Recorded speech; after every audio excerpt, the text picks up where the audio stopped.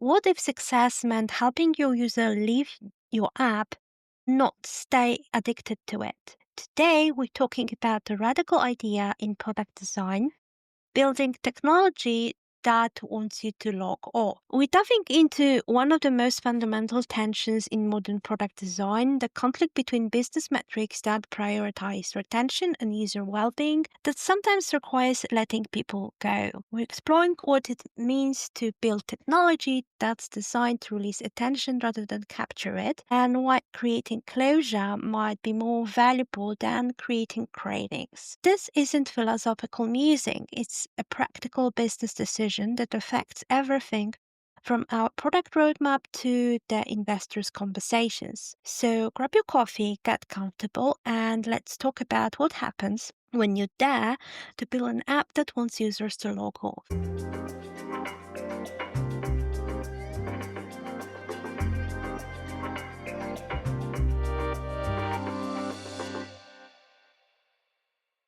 Let me be direct about the current state of app design. Most digital products are engineered to keep you stuck in a loop, dopamine hits from likes and notifications, habit building mechanism disguised as helpful features, red badge anxiety that makes you compulsively check for updates, pushy reminders telling you you haven't checked in today, and infinite scroll that keeps you consuming content without natural stopping points. Even apps branded as wellness or mindfulness often mirror the same addictive patterns they claim to solve. I've used meditation apps that send me anxious notifications about maintaining my streak. I've tried journaling apps that make me feel guilty for missing a day. The irony is profound and troubling. In the tech world, retention is treated as the ultimate success metrics. More time in app equals success. Higher daily active users means you're winning. Sessions length is optimized, not minimized. But when you're designing for people who are healing from heartbreak, struggling with self-worth, or trying to reconnect with themselves after trauma, those same retention metrics tactics start to feel less like service and more like emotional manipulation. The reality is that more time spent inside your app doesn't always mean it's helping users. Sometimes it just means you're keeping them busy. And healing doesn't happen when you're busy. It happens in the pauses, in the integration, in the space between actions. Before we go further, I want to explore why attention-focused design is so effective and why it's so problematic for emotional wellness apps. Dr. Anna Lemsky research at Stanford on dopamine and addiction shows that our brains are wired to seek rewards, and digital products exploit this mechanism with precision. Every notification, every like, every new piece of content triggers small dopamine release. Over time, our baseline dopamine levels decrease, making us dependent on these digital hits to feel normal. Neil Eyle's book, Hooked, literally teaches product designers how to create habit-forming products using what he calls the hook model: trigger, action, variable reward, investment.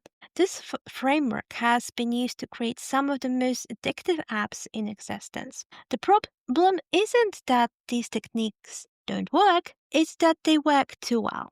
They hijack our natural learning and reward systems to create compulsive behaviors that serve business metrics rather than human well-being. Just think about Facebook. We go to Facebook or Instagram or TikTok or any other social media just because we are kind of bored and we want to check what happened after 5 minutes ago. We've already been in these apps. So this is how hooked we are to those apps that we kind of have this habit of checking it, although we checked it 5 minutes ago, and I think not much have changed. Research from the Center for Humane Technology shows that the average person checks their phone 96 times per day. We touch our phones 267 times daily. These aren't conscious choices. They're conditioned responses to design patterns specifically engineered to create compulsive use. So I made a radical choice. I'm flipping the script entirely. I don't want users addicted to my self-dating app. I want them to use it, feel something real, and step away, more connected to themselves, not to the product. This is the core of what I call healing focus UX. user experience design that prioritizes psychological well-being over engagement metrics. This philosophy shows up in specific concrete ways throughout the app design. Let me walk through the key principles of how they manifest in actual features. Prioritizing, first of all, it's about prioritizing emotional flow over feature flow. In typical UX design, every screen asks, what's the next action?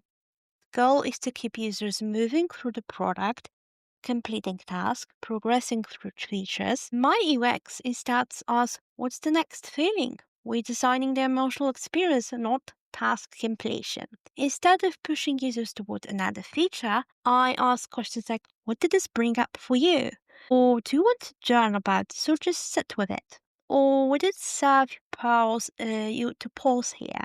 It's not about getting users to go to the next string and next task and next and next and next. It's about letting the current experience fully sink in before moving forward. Sometimes that means sitting with uncomfortable feelings. Sometimes it means closing the app to process something that surfaced. Second of all, about building breaks and gentle endings. I don't believe in infinite anything. To be honest, I don't even like TikTok because for me it's the ultimate infinite scroll and infinite content. I believe in integration, the psychological process of taking in new experiences and incorporating them into your sense of self. That's why reflection exercises end with soft transitions rather than calls to action for the next feature. Because journaling sessions require you to pause to think about what you're going through. Those sessions have optional exit rituals like breathing cues or affirmations that create closure. After emotional prompts, offer space to the up space to sit with what comes up, not immediate next steps. Because it's not about it. It's not like, you can, just do the journaling session, get it off your task list, and next and next. And now I'm doing meditation, and okay, I'm crossing it from my task list, and now I'm doing breath work, or now I'm doing this. It's not about that. Sometimes the best next step is to close the app and take a walk, or call a friend, or simply sit in silence with what you're feeling. Third of all, there's no streaks, no guilt, no performance pressure. Your healing journey isn't a habit streak. You're not falling if you skip a day or a week. Healing isn't linear, and I've intentionally designed our app to reflect that reality. I've removed logging streaks that create artificial pressure. I've eliminated pushy reminders to generate the guilt. For instance, like in Duolingo, which everyone who listens to that podcast knows that I have something against that. I'm avoiding overbearing progress dashboards that make rest feel like regression. Instead, I focus on invitations, gentle nudges with a tone that communicates you're welcome back anytime, but you're whole even when you're not here. This design choices is based on research from behavioral psychological showing that guilt-based motivation creates short-term compliance, but long-term resentment and eventual abandonment. Autonomy supportive design, in contrast, creates genuine intrinsic motivations because someone is actually making a choice to use the app. They're making a choice to heal themselves. They're making the choice to the journaling prompt. They're making a choice. They're not compelled or they're not like forced because, an owl is sad because they haven't practiced their Spanish. I know what you might be thinking. This sounds idealistic, but is it viable as a business? It's a fair question and one I've had to answer for potential investors. The traditional argument is that engagement equals value. High retention means product market fit. Sticky apps create venture scale businesses, and there's truth to this in many product categories. But I'd go argue there's a different kind of value I'm trying to create, what I call trust-based loyalty rather than habit-based dependency. Users who feel manipulated eventually leave, often with resentment that leads to negative word of mouth. Users who feel respected and supported become genuine advocates. They recommend your product not because they are addicted to it, but because it genuinely helped them. Research from the Net Promoter Score methodology shows that customers who feel emotionally connected to brands have a 306% higher lifetime value. That emotional connection comes from trust, not from habit loops. Companies like Patagonia have proven that you can build sustainable business by prioritizing customer well-being over consumption. The Don't Buy This Jacket campaign actually increased sales because it builds trust and alignment with customer values. One of the most significant shifts in my approach is how I think about user data and analytics. I don't just track traditional metrics like daily active users, session length, or feature adoption rates. I'm developing what I call emotional analytics, attempting to understand how people actually respond to different features on feeling levels, not just behavioral level. I look at when people choose to pause or reflect rather than continue through the features. I track what types of rituals help them feel grounded versus overwhelmed. I pay attention to qualitative feedback about emotional states before and after using specific features. My goal is isn't stickiness in the traditional sense. It's what I call sovereignty. Users feeling like they can come and go as needed, on their own terms, without guilt or manipulation. This requires different measurement frameworks. Instead of asking, how do we increase time in app?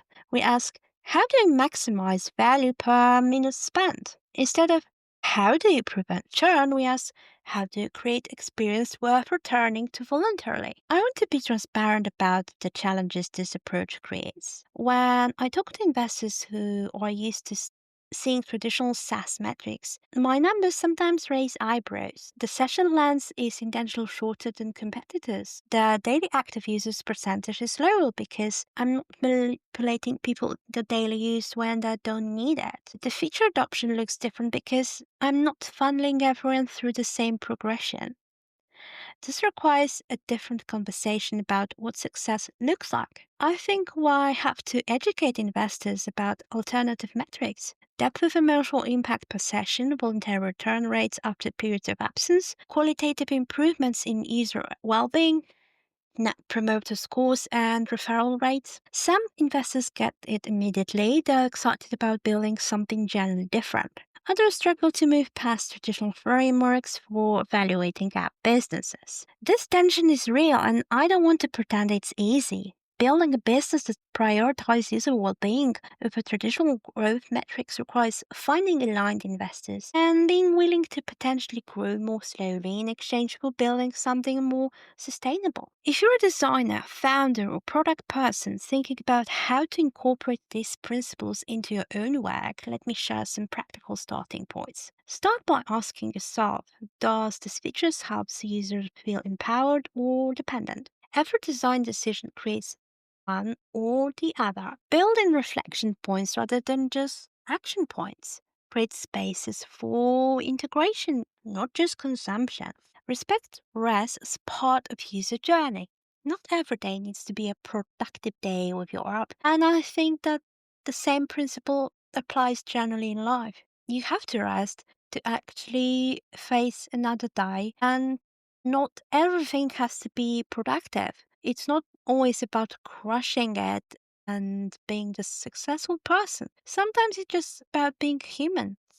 Stop designing like every second in app is a win. Sometimes the win is helping someone realize they need to step away. Test your notifications and reminders with a simple question: if I want to receive this, does it serve the user or just the engagement metrics? Consider offering low engagement mode for users who want to maintain connection without pressure. Create natural stopping points in your user flows rather than endless progression. These aren't just X tweaks, they're philosophical shifts that require rethinking what success means for your product. I'm not alone in questioning engagement first design. There's a growing movement of designers and founders who are trying to build more human technology.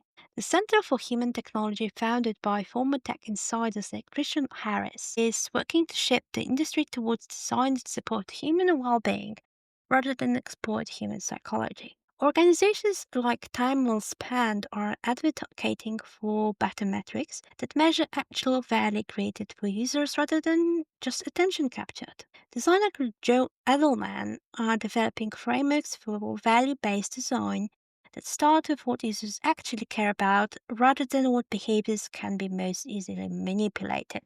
Companies like Freedom, Forest, and Movement are building products specifically designed to help people use technology more intentionally rather than compulsively. This represents a fundamental questioning of the attention economy model that has dominated the last 2 decades of tech development. I even noticed that ChatGPT is doing that. They recently implemented this feature that when I actually using the ChatGPT for hours, it pops a notification on my screen asking, do I feel okay? And noticing that actually I've been working for quite some time and maybe I need rest. Let me address some pushback I regularly hear about this approach. But don't users need encouragement to stay consistent with practices that help them?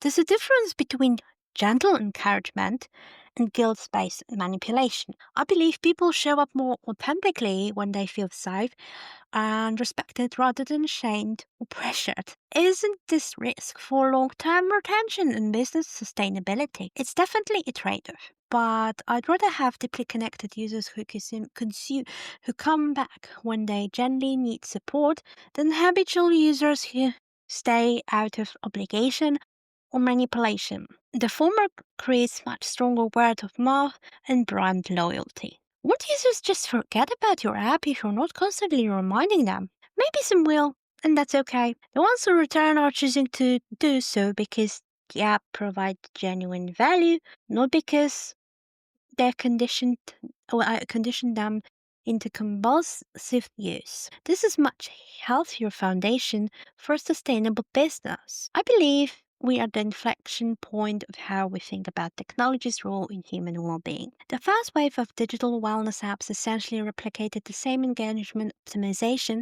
that created digital overwhelm in the first place. The next wave needs to fundamentally rethink what it means for technology to serve human flourishing. This means apps that help people build genuine skills that eventually reduce dependency on the app itself. Create meaningful moments of connection rather than constant streams of content. Respect the natural rhythm of human emotions and healing rather than trying to optimize them. Measure success by how much they improve users' lives overall, not just how much attention they capture. This isn't just about wellness apps. It's about reimagining what all technology could be if we prioritized human well-being over engagement metrics. This way has required me to confront my own relationship with achievements and external validation. The founder part of me wants impressive metrics to show investors, to show it on social media, to show it to my friends, to show it to everyone. The human part of me knows that healing can be measured in daily active users. I know that because I have to heal from some things in my personal life. And I know the obvious cliche that some psychologists say that healing is not linear. And in fact, it isn't linear. So I know that it cannot be measured in such a simple way. This tension plays out daily in product decisions. Do I need a feature that would increase engagement but might compromise the healing focus experience? Do I implement a notification strategy that will boost retention but that might create pressure? These aren't just business decisions, they're ethical decisions about what kind of technology I want to put into the world. I'm building the app I wish I'd had existed when I was going through my darkest times. After my first startup failed and my relationship ended, I needed something that would meet me in this mess. No pressurize me to perform, optimize who I may, out of genuine human pain. And maybe your app doesn't need to be sticky. Maybe it needs to be soft, still, and spacious. Maybe it needs to hold people gently and then release them when they're ready. Because the apps of the future won't just capture attention, they're respected enough to release it. If my users feel the need to close the app and go sit with themselves for a while, process what comes up, or simply take a break from all screens, that's not a failure of my product. That's exactly the point. I'm building technology that wants you to come home to yourself, not stay lost in the interface. Until then, I encourage you to notice your own relationship with the apps in your life. Which ones make you feel more human and which ones make you feel more like a user to be optimized. Your awareness is the first step towards demanding better from the technology into our life, but the technology we allow into our lives. This is Founder Unfiltered. Thanks for listening, and I'll catch you next time.